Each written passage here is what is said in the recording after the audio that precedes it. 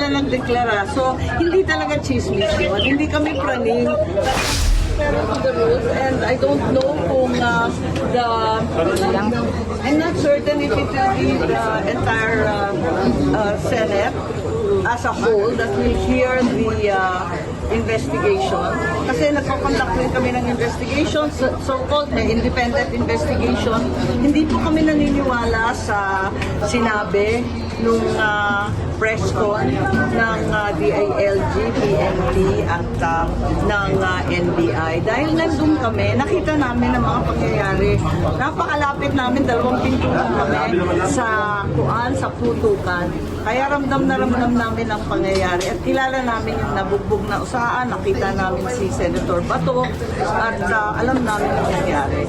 Kaya yung edited version ng CCTV hindi kumpleto. Parang nag-cherry picking rin ng mga data at ng facts.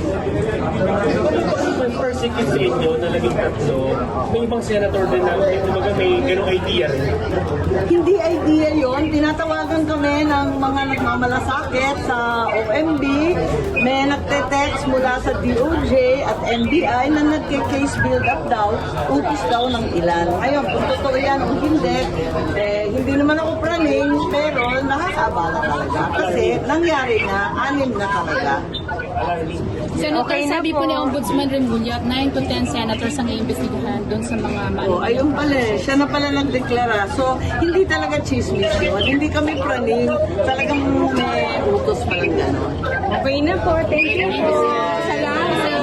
Sinabi ba niya? Saan niya? Nag-press con kahapon. Sabi 9 to 12. 9 to 10. Nagtira pa.